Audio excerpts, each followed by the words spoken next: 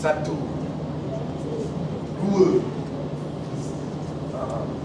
Tahu tak kenapa Celcom dapat banyak numbers kat sini? Tahu tak kenapa?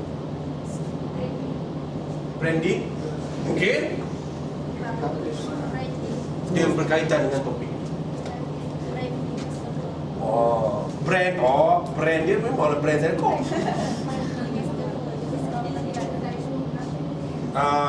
Tak, sebenarnya saya pun baru saya baru balik melawat Celcom studio saya pergi Celcom. Orang Celcom memang kata kita target golongan bukan pelajar, pelajar ya, tapi dia kata golongan yang berada dalam organisasi. Contohnya pelajar dan kerja pejabat.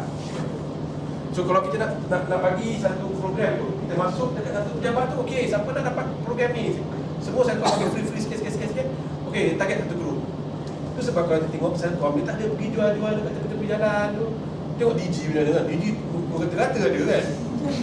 Sebab DG dia target pada individu.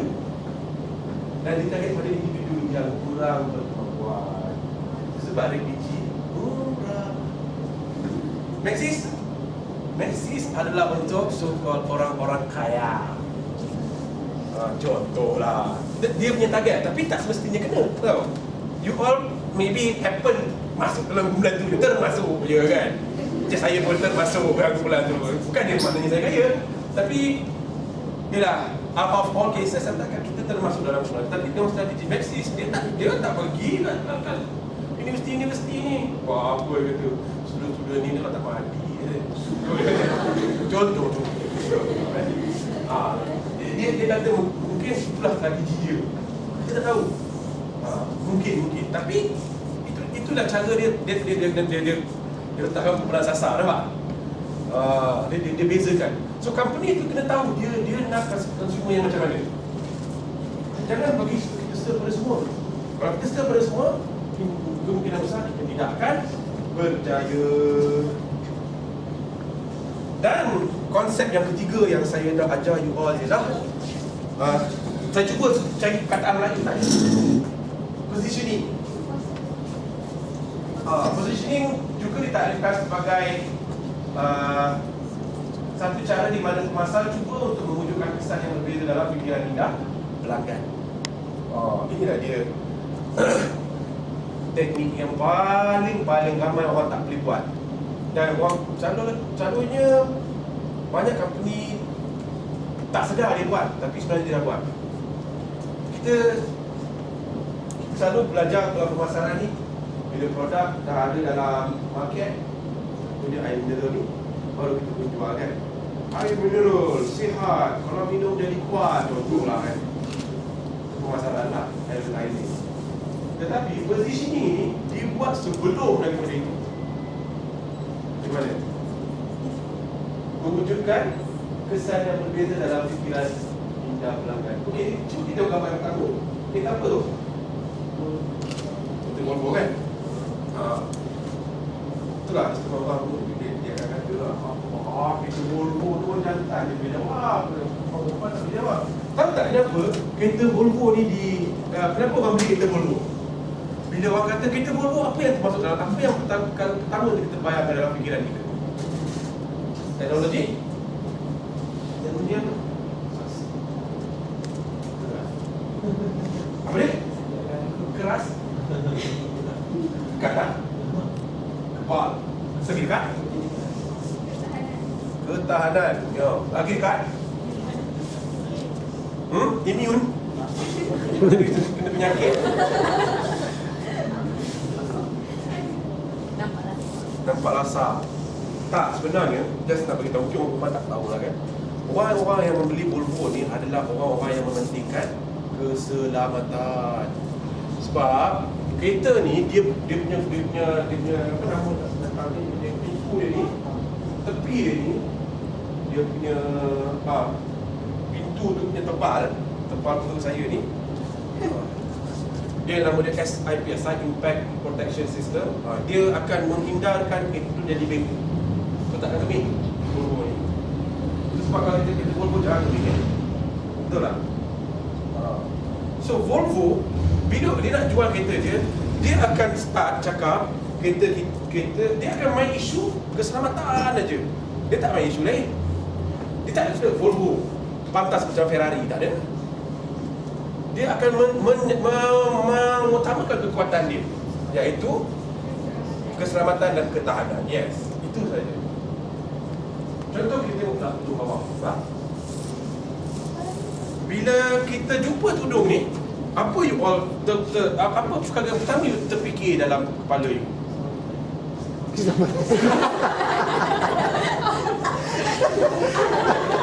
Yelah, you all selamat lah kan daripada manusia kan, betul tak? Tapi kali ni buat tak tutup dia jawab. Hanya orang perempuan dia yang faham benda tu. Sama juga macam dia tadi, dia orang tak faham. Design ni apa? Dia pelbagai layer. Oh. So bila pelbagai layer apa benda ni? Cantik lah kan? Corak, manis, senang nak pakai, selesa, bersih, mahal. Tinggal sarung je. Tak payah nak serika. Macam dah tahu.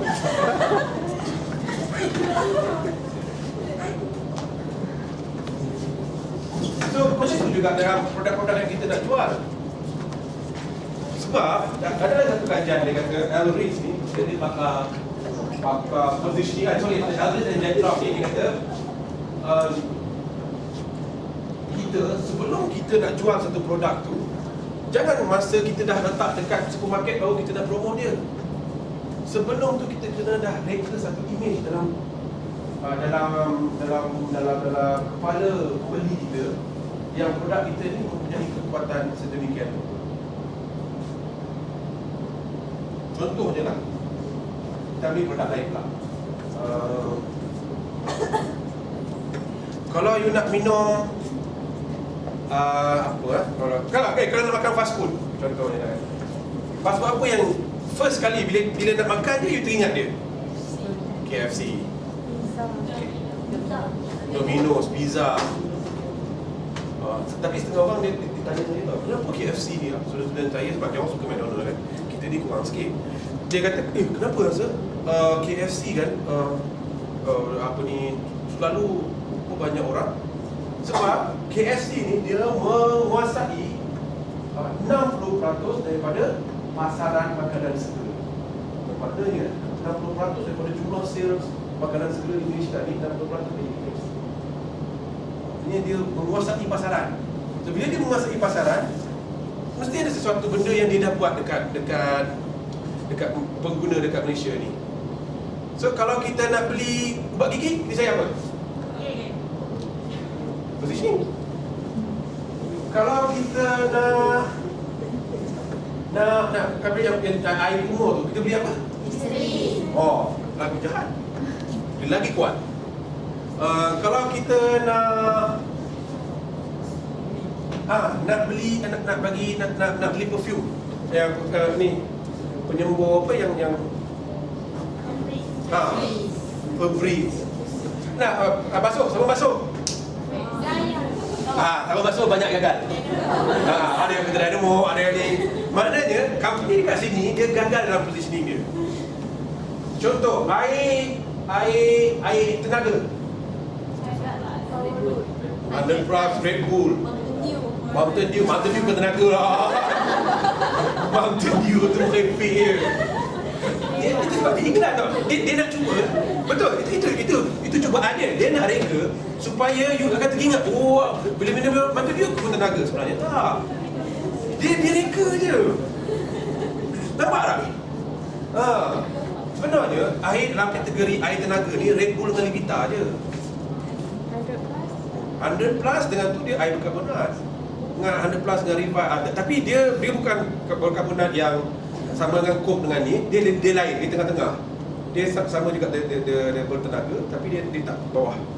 Yang bertenaga Levita dengan Red Bull, bawah itu baru 100+ dengan Revive, bawah tu baru air berkarbonat yang lain.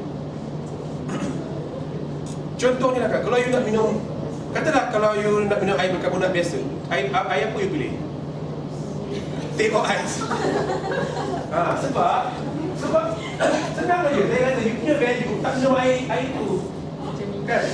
Siapa minum kok kat sini? Saya tak minum kok. Tapi sebelum saya kata kok lah air paling favourite dia. Sebab dia kata kok itu adalah refreshing. Dia kata, tengok nampak tak kok dah main dia punya image tu. Contohnya dekat apa positioning McDonald? I'm loving itu apa dia? Itu tagline. Tapi apa dia buat? Apa dia nak sampaikan? I'm loving it. Nampak tak? Apa nampak McDonald dia punya positioning? Apa dia nak buat kat kita ni? Kat customer dia. Memanglah sebuah produk semua kita suka dia kan. Tapi dengan cara macam mana?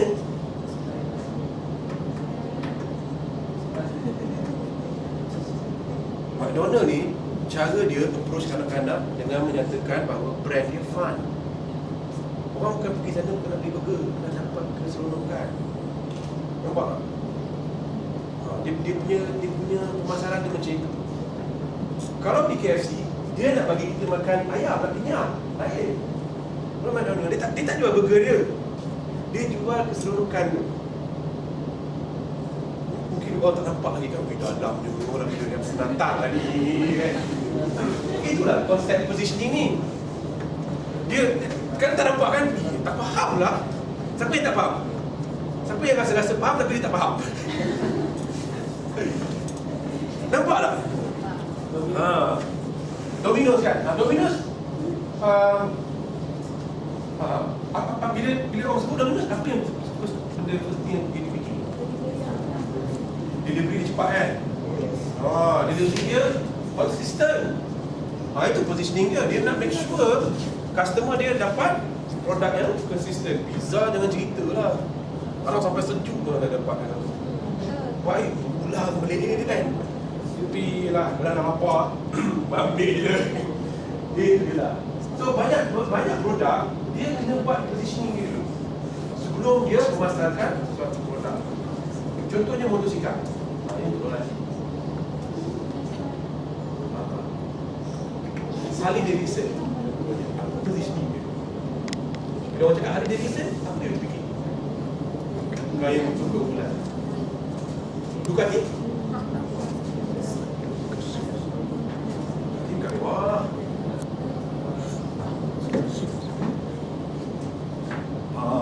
Puasa.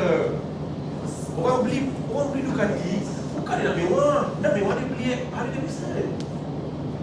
Nampak tak? Orang beli Ducati ni, dia nak orang semua tengok bontot dia yang tonggek tu. Benda tu memang tak apa-apa, cantik lah, tapi itulah keadaan dia. Nampak? Itu cara konsep positioning dalam pemikiran kita. Contohlah kan, York Aircon ni kan, macam mana dia nak membezakan diri dia dengan kompetitor dia dengan membuatkan positioning. Contohnya kan, kereta mewah, ada banyak kereta mewah. Kita nak kereta mewah yang macam mana?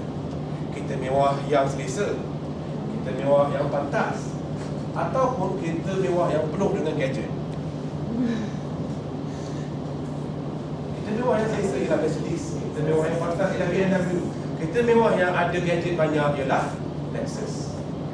So nampak tak dia orang dah set pemikiran kita.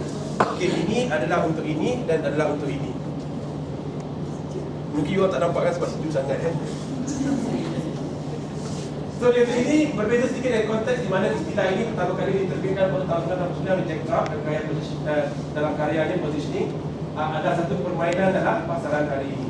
Dia direka agar pengguna tipikal tidak mudah terpengaruh dengan periklanan yang tidak diingini dan mempunyai kecenderungan semula untuk membuang semua maklumat yang tidak berkaitan dengan mencari slot yang selesa dalam minda pengguna tersebut. Sebab pernah tak berlaku dalam bila kita nak beli sesuatu barang, kita start nak beli brand apa? Lepas tu brand yang pertama start datang ke kepala kita ambil, betul tak?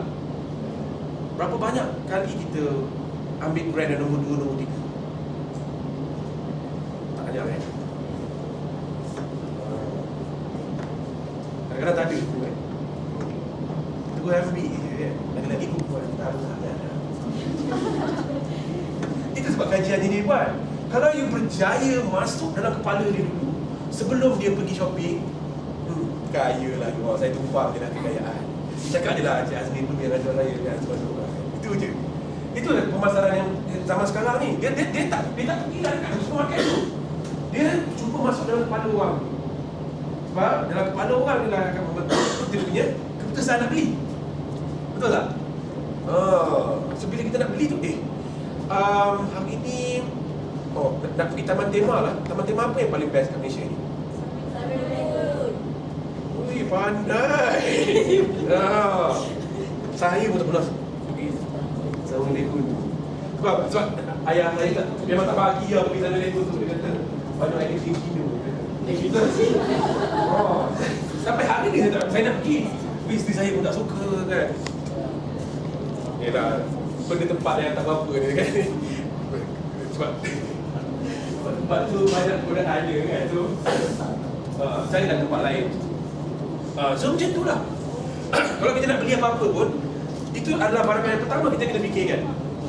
Mana yang cepat sampai kepala kita tu, itu yang paling berkesan. Maknanya itulah paling berkesan untuk pelanggan dia. Itu positioning. Okay, so dah belajar ada 3. Branding, targeting, positioning. Kita kena positioning sama juga macam ada orang kata repositioning.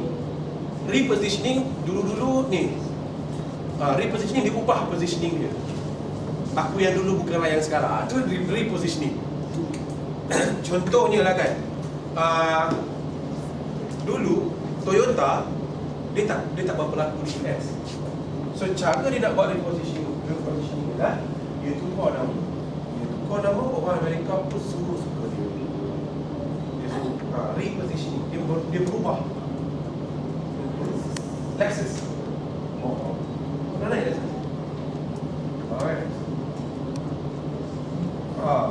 Itu nanti itu kena advance ni lagi dia sangat. Dan dia tagline tu pun ada kena-mena dengan positioning. I'm loving it, moving forward, just do it, impossible is nothing. Apa dia?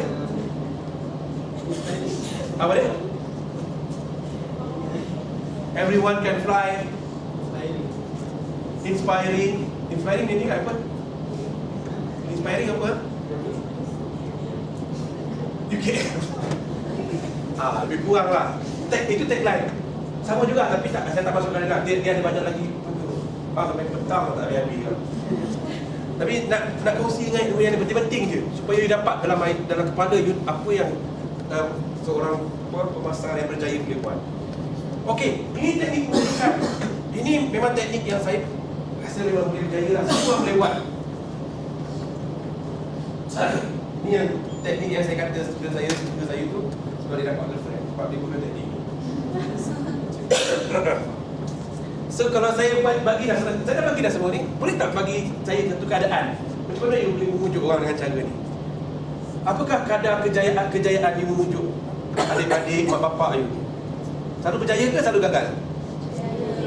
Perempuan memang selalu berjaya. Lelaki selalu berjaya ke gagal?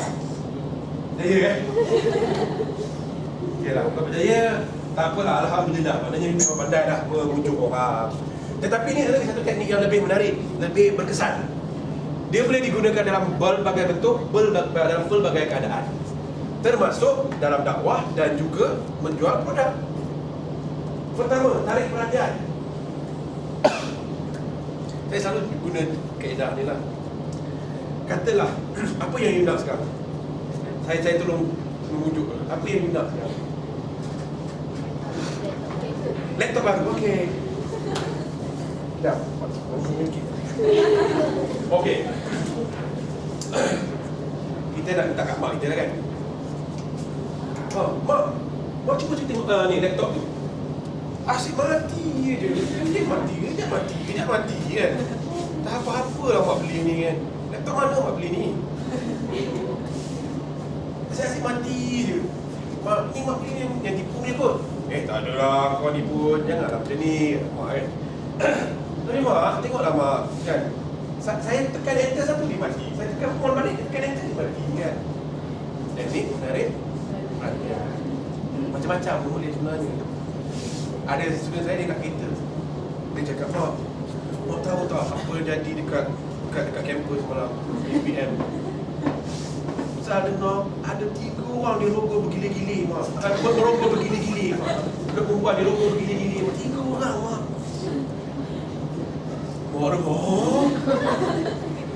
Iya. Betul mak. Mak tak takut ke Sal ni? Dia rogol oleh 3 orang bergili-gili.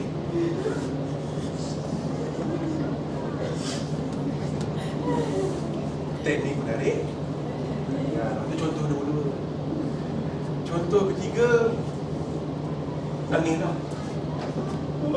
Tengoklah kereta dia. Asyik-asyik posa. Saya pergi kolak pun tak boleh. Macam mana ni? Teknik menarik perhatian.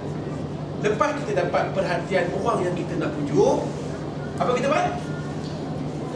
Bukan masalah dia. Menyelesaikan masalah dia. Cuba menyelesaikan apa? Bukan menyelesaikan masalah dulu. Menceritakan masalah kita. Bagi tahu masalah.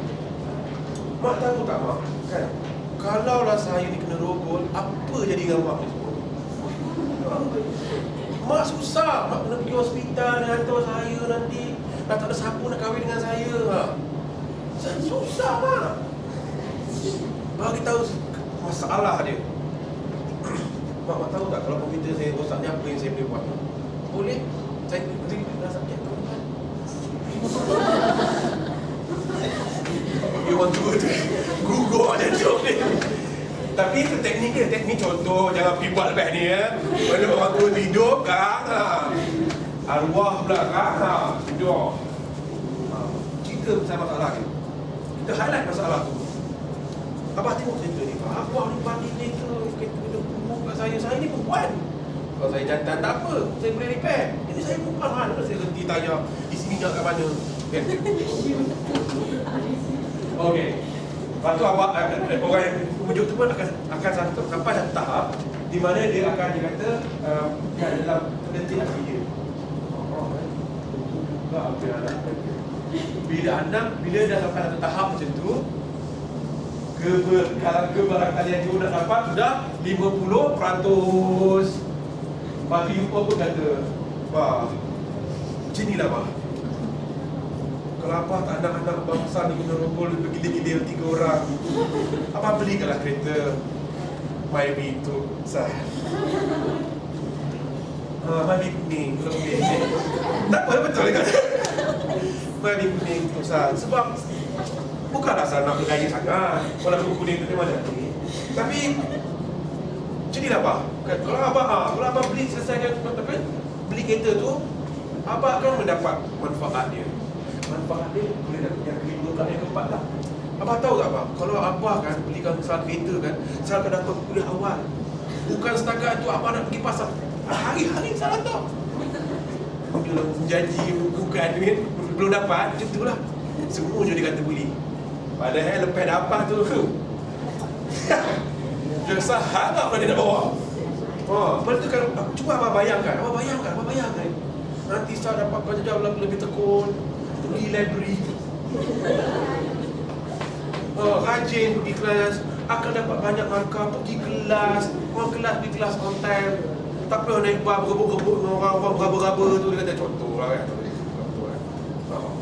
Bayangkan abah, banyak kelebihan yang kita dapat kalau abah belikan banyak kereta. Itu abah yang tanya, ini apa abah ni? Abah showroom dekat depan tu baru buat promotion. Lagi kita pergi tengok apa yang best kat situ. Jomlah. Itu teknik berwujud yang diperkenalkan oleh seorang sarjana bernama Monroe. Marilyn Monroe. Monroe di sini dia punya nama apa? Nama surname dia, keluarga Monroe itu.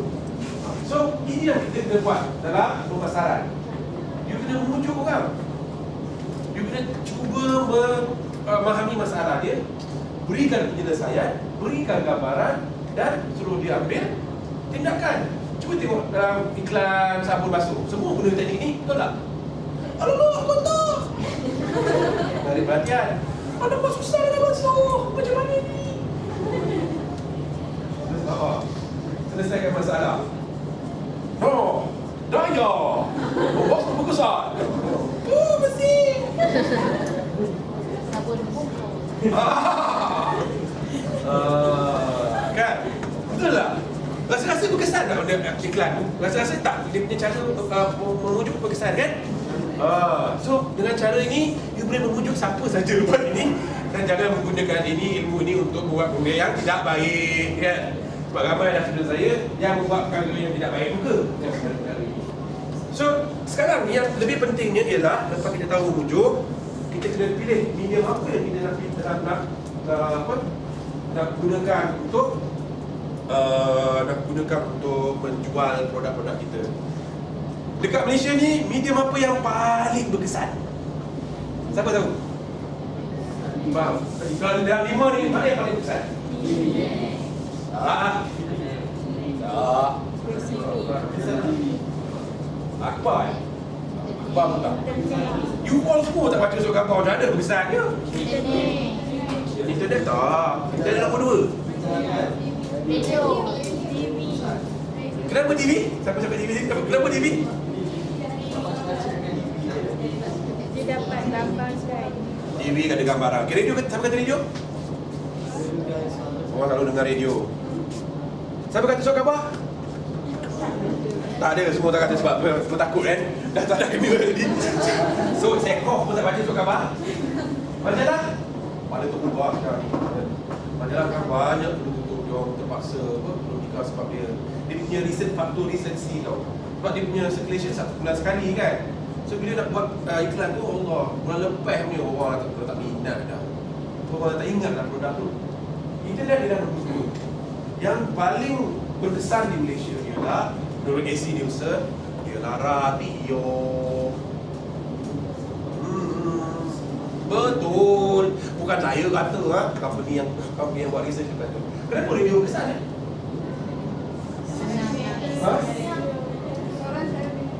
Orang selalu dengar radio. Kenapa orang selalu dengar radio? Waktu balik kerja. Kenapa orang dengar radio waktu balik kerja? Kenapa orang dengar radio waktu balik kerja masa jam? Sebab nak hilangkan bosan. Kenapa dia dengar radio waktu jam masa balik kerja? Kenapa dia nak hilangkan bosan? Kenapa dia tak boleh buat hilangkan bosan dengan cara lain? Sebab cara penyampaiannya santai. Cara penyampaian santai. Jawapan yang sebelum ni semua betul. Sampai yang last sekali. Yang tak betul itu bukan reason dia. Semasa orang sibuk, itu dah lain dah. Dah bercabang lah jawapan dia. Tak apa kena. Kenapa orang radio tu berkesan? Dalam kereta suka tukar tak radio?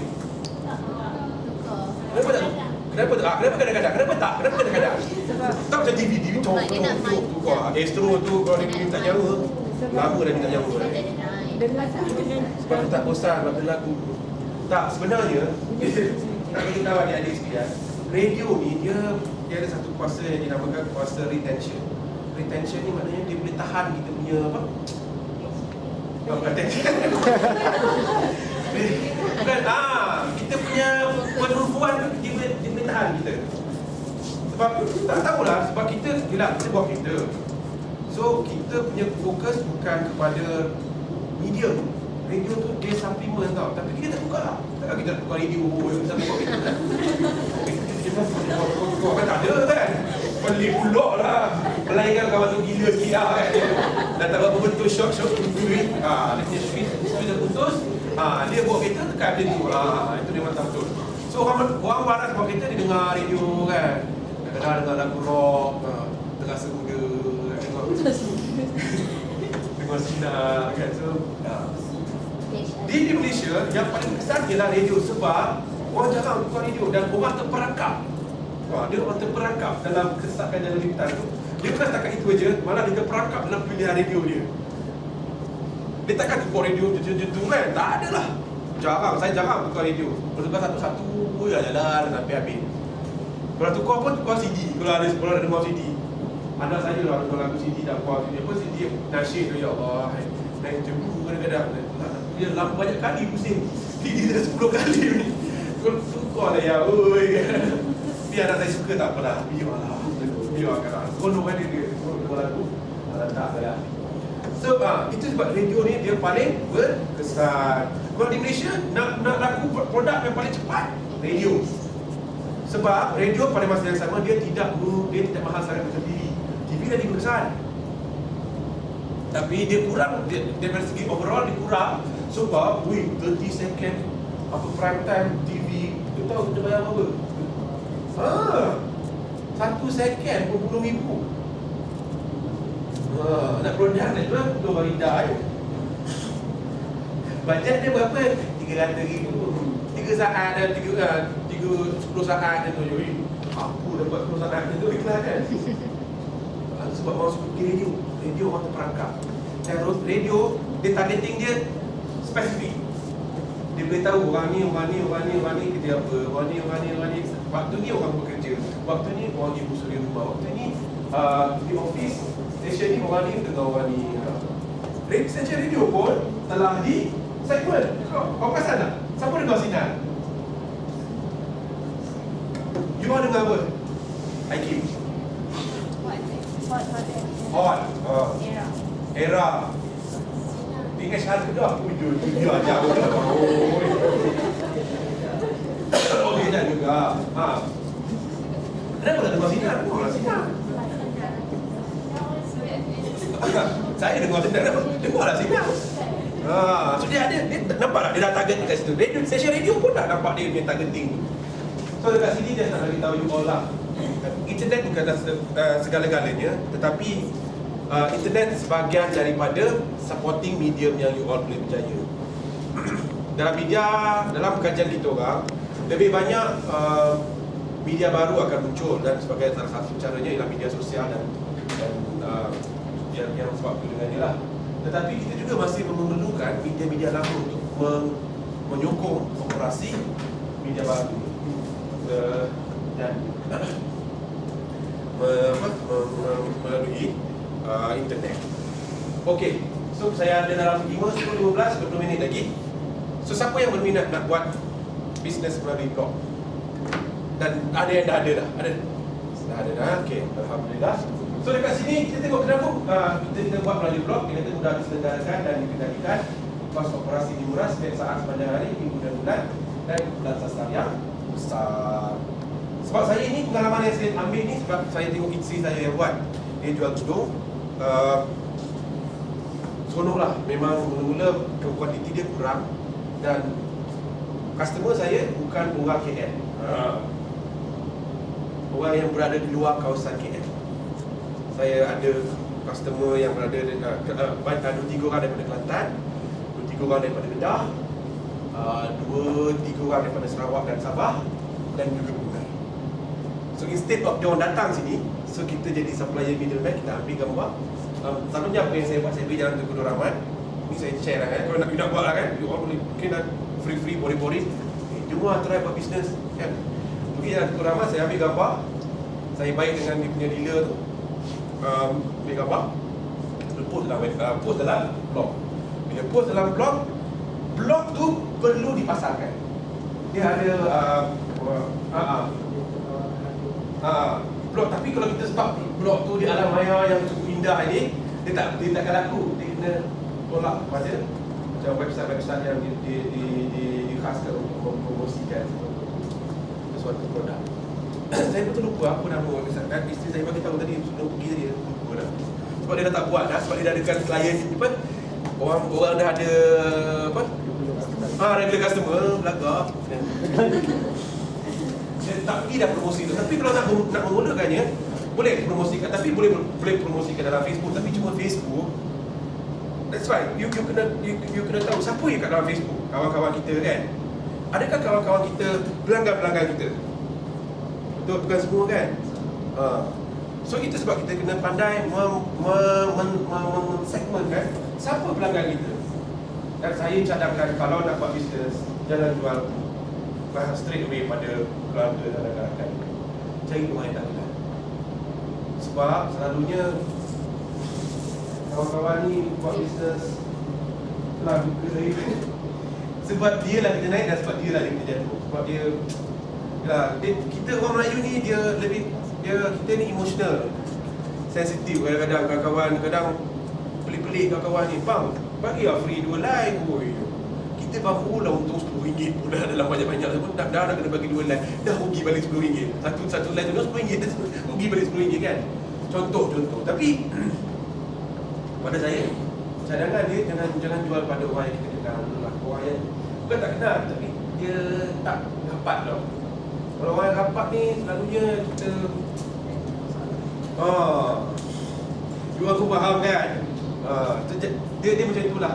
Saya lebih suka kalau kita deal dengan orang yang macam dia kat Brunei tu, saya suka. Dia kalau beli kena angkat kotak tu, dia bawa kat express post laju tu, makan KFC lah kualiti.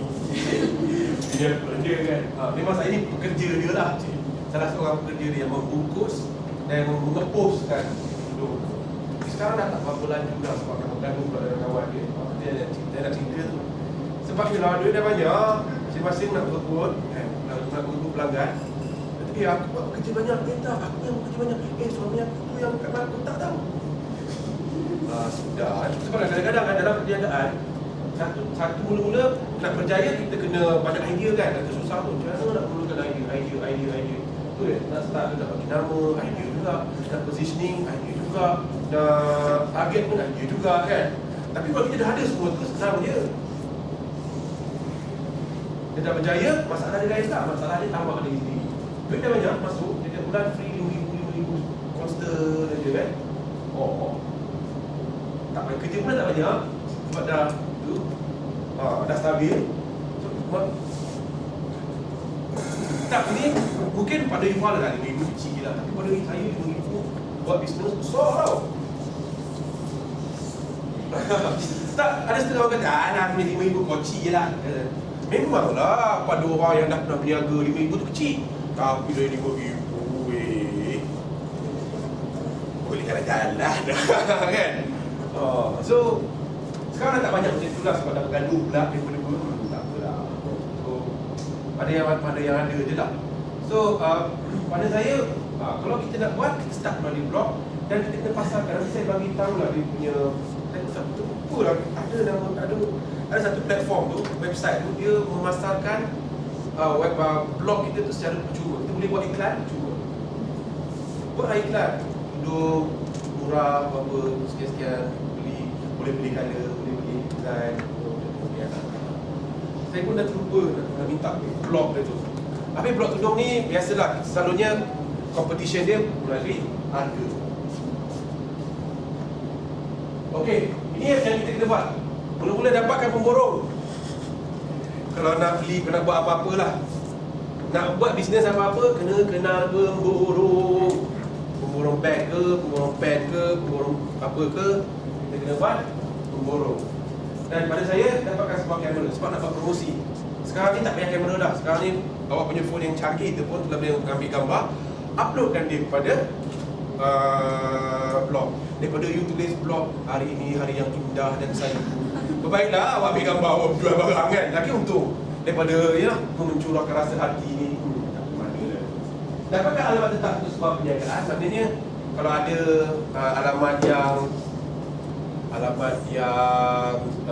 alamat perniagaan yang spesifik lagi bagus. Tapi kalau boleh elakkan.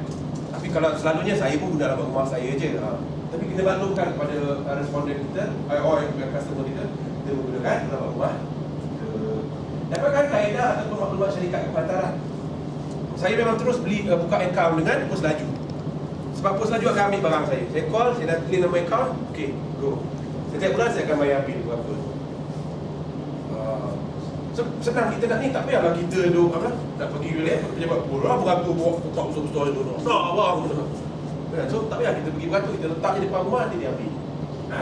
Fahamkan kaedah penyimpanan data pelanggan. Ini saya tak sempat nak ajar isteri saya. Isteri saya memang tak ada benda ni. Sebagai seorang pemasar yang berjaya, kita kena ada data pelanggan kita. Sebab data pelanggan kita tu yang kita boleh buat targeting dan positioning. Lepas tu kita boleh tengok apa dia nak, apa dia tak nak kan. Maksud simpan nama dia siapa, nombor telefon dia siapa, apa sebanyak-banyak maklumat mengenai dia perlukan untuk disimpan. Buka akaun bank khusus untuk perniagaan. Ini digalakkanlah cara ini tu. Daftar perniagaan kita dengan SSM. Sebab saya selalu dah bincang, saya sembang dengan kawan-kawan yang kita kat depan ni.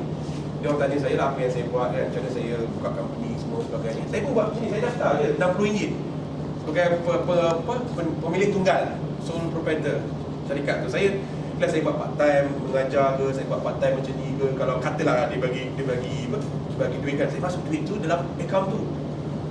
Tak adalah duit tu merata-rata tak mana-mana, jadi motor, jadi kereta, belanja anak, belanja makan, belanja rumah untuk makan kan. So duit tu akan direkodkan dengan secara tersusun. Dan sekiranya lepas tu you kalau nak expand business, you nak nak mohon grant ke, nak mohon pinjaman daripada pihak kerajaan, senang je dia orang bagi. Sebab you dah ada dokumen. Dan dia tengoklah aktiviti, aktif dia ni. Padahal sebenarnya benda ni sama je, cumanya trik dia ialah kita merekodkan dengan sempurna. Itu je. Kan, dan tips, jangan tunggu lagi, buat je. Bukan pada kos, kalau boleh fokus pada kos. Buat je maknanya kita buat dulu lah pemasaran ni ataupun bisnes tu. Sebab pada saya bisnes tu adalah sumber rezeki yang besar. Itu sebab orang Cina berjaya, kita ni kurang. Sebab kita ni penakut, takut sangat kan. Padahal kita pun sama je macam dia. Jangan pedulikan kata orang. Kalau ikutkan saya, kawan-kawan saya Azmi pergi buka company, macam lah berjaya tadi.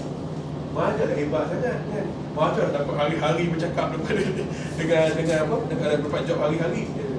Ni pada saya tak apa lah, video lah kan. Sebab saya punya target 5 tahun, 6 tahun, 10 tahun lagi. So jangan target yang dekat ni, jauh. Jaga hubungan dengan pelanggan. Ini adalah perkara yang paling penting. Janganlah kita memutuskan tali silaturahim dengan pelanggan kita. Pelanggan kita pula yang akan menentukan kita survive atau tidak. Sebab mendapat pelanggan baru, kos dia adalah 10 kali ganda lebih mahal daripada mengekalkan pelanggan sekali. So nak kekalkan pelanggan dia ada kan, nak dapat pelanggan baru. Itu kajian, memang dah terbukti. Dia kata nak dapatkan pelanggan baru 10 kali lebih mahal daripada mengekalkan pelanggan lama. Sebab pelanggan lama kita dah kenal dia. Dan paling senang, kalau dia datang, kita siap-siapkan tu dia. Apa dia seronok kan? Barulah dia sokong kita tak habis-habis. Itu dah yang janjian dah. Ni online ni selalu ada orang tipu. Saya selalu patut kat wife saya, kalau boleh bagi lebih. Kalau boleh bagi lebih. Jangan kalau kita ada masalah, kita kekurangan, kita bagi lebih. Kita jangan kedekut. Sebab kalau kita tak kedekut, sebab orang akan lebih apologetic. Kalau kita lambat ke kan, dia kan tak apalah, dia bagi extra sector. Dan akhir sekali berdoa lah agar kita berjaya. So saya ada soalan. Dah habis dah. Kalau nak ada soalan boleh tanya kat saya. Ada yang buka bisnes kan, nak tanya soalan pun boleh. Saya boleh tolong bagikan penyelesaian je lah.